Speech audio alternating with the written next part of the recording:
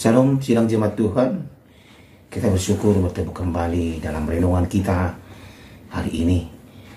Kita bersyukur kita memasuki di tahun 2025 ini dengan kasih Tuhan dan penuh pengharapan kepada Tuhan.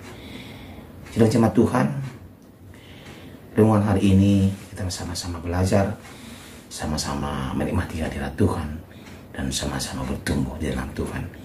Namun sebelum kita masuk dalam renungan kita bernyanyi kepada Tuhan, kita katakan, hatiku percaya.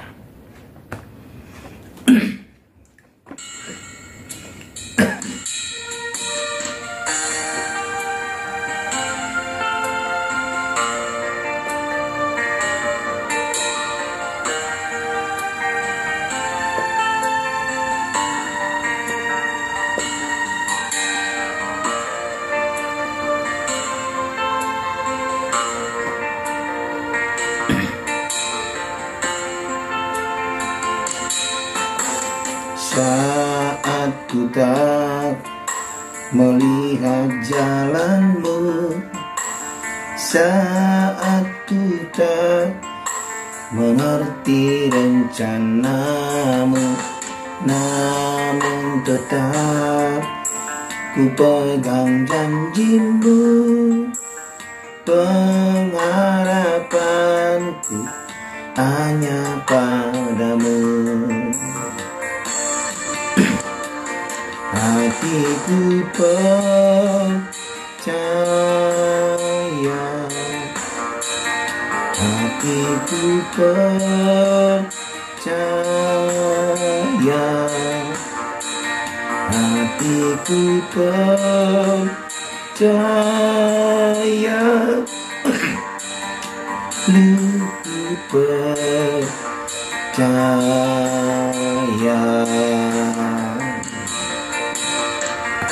Amin.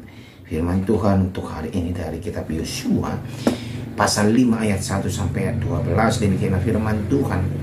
Ketika semua raja orang Amori di sebelah barat sungai Yordan dan semua raja orang Kanaan di tepi laut mendengar bahwa Tuhan telah mengeringkan air sungai Yordan di depan orang Israel sampai mereka dapat menyeberang, tawarlah hati mereka dan hilanglah semangat mereka menghadapi orang Israel itu. Pada waktu itu berfirmanlah Tuhan kepada Yosua, buatlah pisau dari batu dan sunatlah lagi orang Israel itu untuk kedua kalinya. Lalu Yosua membuat pisau dari batu dan disunatnya lah orang Israel itu di bukit kulit katan. Inilah sebabnya Yosua menyunat mereka. Semua orang yang keluar dari Mesir, yakni yang laki-laki, semua prajurit telah mati di padang gurun di tengah jalan setelah mereka keluar dari Mesir. Sebab semua orang yang keluar dari Mesir itu telah bersunat, tetapi semua orang yang lahir di padang gurun dalam perjalanan sejak keluar dari Mesir belum disunat. Sebab 40 tahun lamanya orang Israel itu berjalan melalui padang gurun sampai habis mati seluruh bangsa itu, yakni prajurit yang keluar dari Mesir yang tidak mendengarkan firman Tuhan. Kepada mereka itu Tuhan telah bersumpah bahwa Ia tidak akan mengizinkan mereka melihat negeri yang dijanjikan Tuhan, dengan bersumpah kepada nenek moyang mereka akan memberikannya kepada kita, suatu negeri yang berlimpah-limpah susu dan madunya. Tetapi anak-anak mereka yang telah dijadikannya ganti mereka itulah yang disunat Yosua, sebab mereka belum bersunat karena mereka tidak disunat dalam perjalanan. Setelah seluruh bangsa itu selesai disunat, maka tinggallah mereka di tempatnya masing-masing di perkemahan itu sampai mereka sembuh. Dan berfirmanlah Tuhan kepada Yosua, hari ini telah kuhapuskan celah Mesir itu daripadamu. Itulah sebabnya nama tempat itu disebut Gilgal sampai sekarang. Sementara perkemah di Gilgal, orang Israel itu merayakan Paskah pada hari yang ke-14 bulan itu, pada waktu petang di dataran Yeriko. Lalu pada hari sesudah Paskah mereka makan hasil negeri itu, yakni roti yang tidak beragi dan bertih gandum pada hari itu juga. Lalu berhentilah manna itu pada keesokan harinya setelah mereka makan hasil negeri itu. Jadi orang Israel tidak boleh beroleh manna lagi tetapi dalam tahun itu mereka makan yang dihasilkan tanah Kanaan. Demikian pembacaan firman Tuhan. Tema kita pada hari ini adalah berani mempercayai Tuhan. Sidang jemaat Tuhan terkasih, kalau kita mempercayai seseorang, kita juga menaruh harapan kita kepadanya, dan kita yakin bahwa yang terbaik kita akan terima darinya. Ya, sidang jemaat, apalagi kita berani mempercayai Tuhan.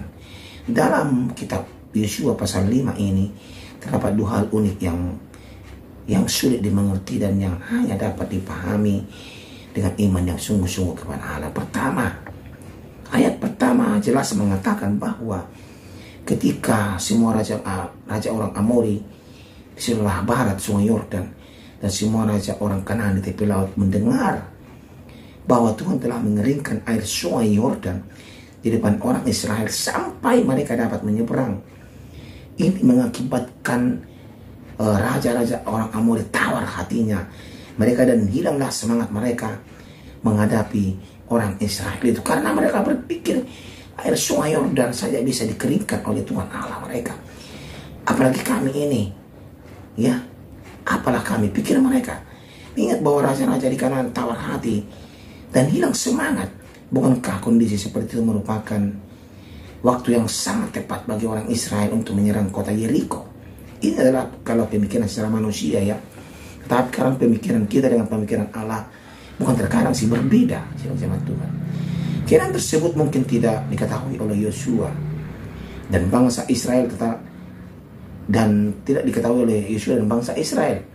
Tetapi jelas bahwa Allah tahu dan Allah dapat memberitahu Yosua tentang hal tersebut. Akan tetapi ternyata Allah tidak memberitahu Yosua dan tidak memerintahkan orang Israel untuk menyerang Yeriko, melainkan saat itu Allah justru memerintahkan agar semua laki-laki bangsa Israel disunat. Ya, yang keluar dari tanah Mesir itu sudah disunat, tetapi yang lahir di padang gurun belum disunat. Yang kedua, ayat ketiga mengatakan lalu Yosua membuat pisau dari batu dan disunatnya lah orang Israel itu di bukit kulit katan. Bukankah orang Israel sedang dalam peperangan dan saat itu belum ada kedamaian? Mereka sebenarnya belum aman karena bahaya di sekeliling mereka mengintai. Raja Amori, raja orang Kanaan mengintai mereka. Dengan demikian, bukankah saat itu merupakan waktu yang sangat tidak tepat untuk melakukan penyunatan?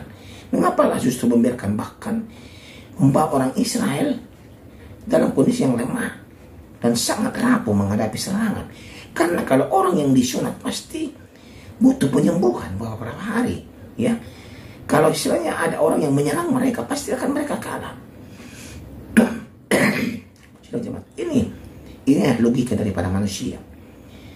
Ini membuktikan bahwa kita harus berani mempercayai Allah. Kita taruh pengharapan kita kepada Allah, ya. Dan bacaan Alkitab hari ini, renungan kita hari ini mengajarkan dua hal penting kepada kita. Pertama, percaya kepada Tuhan lebih penting dan harus lebih diutamakan daripada memanfaatkan kesempatannya. Saat Anda melihat kesempatan emas muncul dalam hidup kita, baik itu dalam pekerjaan, baik itu dalam karir, Anda harus lebih dulu bertanya kepada Tuhan, apakah kesempatan itu sesuai dengan kehendak Tuhan? Kita serahkan kepada Tuhan. Terkadang kesempatan itu hanya sebagai pelengkap atau sebagai membuat kita untuk bersemangat untuk mencapai. Padahal sebenarnya kesempatan itu tidak cocok untuk kita, begitu. Kedua, mempercayai Tuhan lebih penting daripada merisaukan keterbatasan dan kelemahan kita. Terkadang kita dalam kelemahan kita aduh saya lemah, saya tidak bisa, ya. Dalam keterbatasan kita, saya tidak bisa. Tetapi berani kita mempercayai Tuhan untuk menolong kita, apalagi di tahun 2025 ini. Kita yakin dan percaya Tuhan akan menolong kita dan memampukan kita. Amin. Saya kena percaya. Jangan biarkan diri kita terpaku pada keterbatasan dan kekurangan diri kita. Melainkan pandanglah Tuhan. Bila Allah hendak berkarya melalui diri kita, Allah pasti sanggup memampukan kita.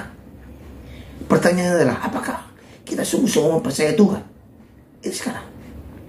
Apakah kita berani menghadapi semua masalah hanya dengan mengandalkan Tuhan, bukan mengandalkan keterbatasan kita, serta mendasarkan tindakan kita pada adanya kesempatan. Terkadang kesempatan yang kita lihat itu bukan adalah kesempatan yang benar, yang baik. Ya, tanya dulu kepada Tuhan, percaya kepada Tuhan, biarkan Dia bertindak itu. Saya harap di tahun 2025 ini kita berani mempercayai Tuhan. Ya, kita harus ada keberaniannya. Terkadang kalau kita ragu-ragu, Tuhan pun gimana melihat kita? Sedang jemaat Tuhan. Ya, saya kira percaya itu. Ya, mari sedang jemaat Tuhan seperti Yosua. Dia percaya kepada Tuhan walaupun situasi perang yang di lingkungannya, di sekelilingnya ada mengintai orang Amoria dan Kanaan, tetapi dia yakin kepada Tuhan. Sunat katanya, dia sunat. Dia taat kepada Tuhan dan dia percaya kepada Tuhan, dan apapun yang diperintahkan Tuhan dia percaya, dan Tuhan sanggup menolong mereka. Amin. Kita pun begitu sedang jemaat Tuhan. Tuhan sanggup menolong kita. Amin. Saya akan percaya dan membawa pembaruan dalam hidup kita, dan kita berani mempercayai Tuhan. Kita berdoa. Terima kasih ya Tuhan untuk firman-Mu hari ini yang mengajari kami bahwa kami harus berani mempercayai Tuhan. Ini adalah modal kami ya Tuhan untuk menjalani hidup agar kami kuat dalam menjalani hidup ini, dan kami punya pribadi yang kuat dan punya keberanian di dalam Tuhan. Terima kasih ya Tuhan untuk firman-Mu hari ini. Dalam nama Tuhan Yesus kami berdoa. Amin. Hatiku